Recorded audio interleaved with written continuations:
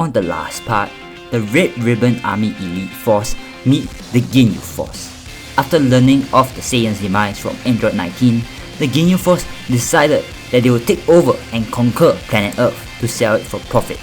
However, the Red Ribbon Army Elite Force were in their way. A subsequent fight ensues with the Ginyu Force being absolutely dominated. Ginyu tries his body change on the strongest Android 19, but it fails because Android 19 is purely artificial. As a result, the Ginyu Force perish as well. Learning of the Ginyu Force's mysterious disappearance, Frieza decides to personally investigate the situation, leading to him making his way to Earth. Frieza sends his goons down first as he observes the fight from above. Zarbon and Dodario, Cui, as well as an army of Frieza soldiers make their way downwards. Gero deploys the entire Red Ribbon Army along with the Red Ribbon Army Elite Force, with himself at the helm. How will the fight for Earth go? Will Frieza or Gero stand triumphant at the end? Well, these are questions we will answer today on Dragon Ball Z.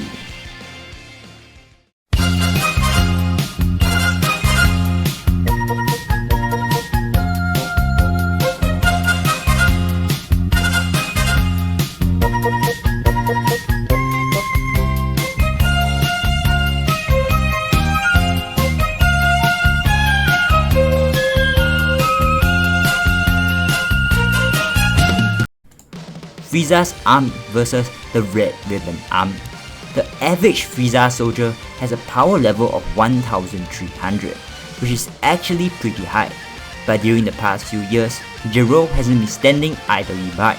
No, he was constantly trying to increase the level of the average Red Ribbon Army soldier, equipping them with powerful gear and armor. So all Red Ribbon Army soldiers were equipped with a power suit similar to that of Magenta's, that was raising their power level dramatically, putting them at around 1500. Some were even utilizing big machines that had a combat strength of 3000. Zarbon and Dodario went in originally confident. After all, they were Frieza's elite, but they were in for a rude awakening. Androids 14 and 15 themselves immediately went after Zarbon and Dodario, and without any hesitation exterminated them, not even allowing Zarbon a chance to transform. Magenta himself also went after Cui and easily dispatches him as well. Frieza's army was falling apart at the seams, but Frieza, who was still a bystander, wasn't worried at all. After all, he himself was basically a one-man army anyways, and looking at the Red Ribbon Army thus far, none of them utilized any cheap abilities or techniques that he had to worry about. Frieza makes his entrance, launching a ki ball that disperses the clouds. Frieza descends as his remaining army hides behind him in fear. Frieza steps out from his spot as he walks forward. Gero does the same, meeting Frieza in the middle of the battlefield. Gero knew that Frieza couldn't be underestimated. Frieza could instantaneously wipe out the entire planet if he wished, so Gero needed something to rein Frieza in. Gero himself could survive the vacuum of space, but his army couldn't. He wouldn't let his years of hard work all go to waste. So Gero immediately proposed a very tempting offer, a 1v1 fight to the death.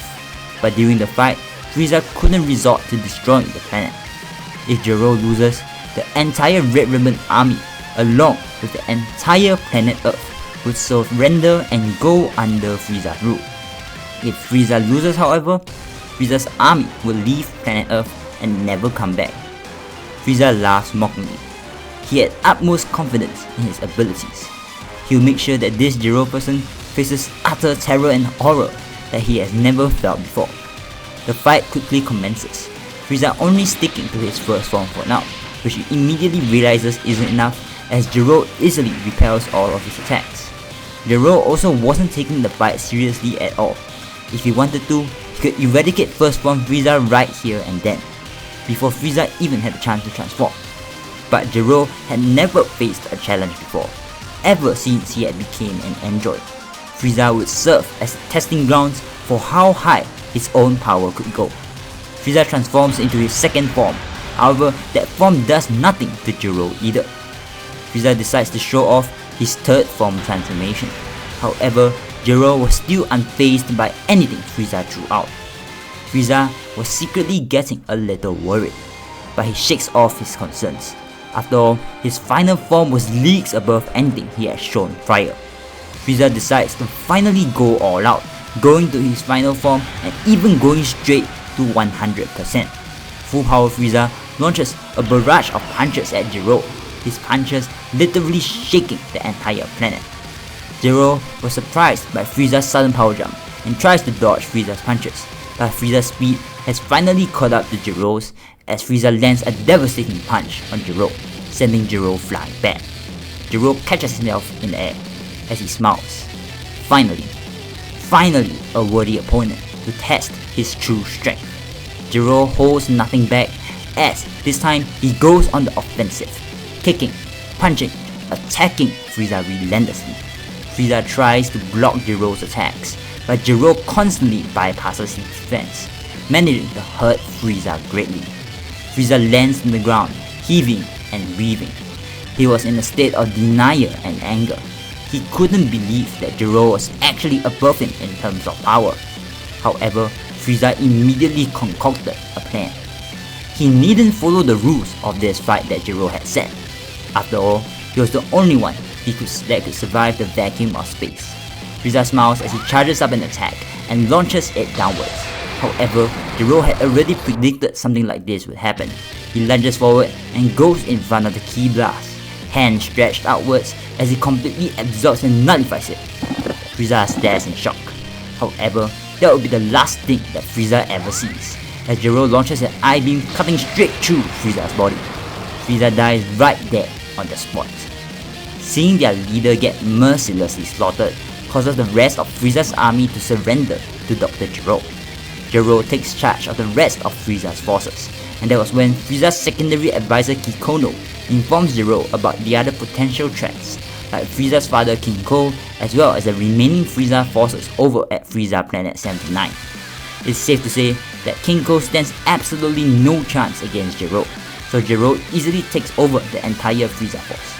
With two big armies in his grasp, Zero has basically succeeded in his mission for world dominance. Obviously, the Cell Saga won't happen because Zero never creates Cell, but the Buu Saga will still occur due to the likes of Magenta and Mercenary Tao, who were still partially human and emitting high enough energies to lure Babidi to planet Earth.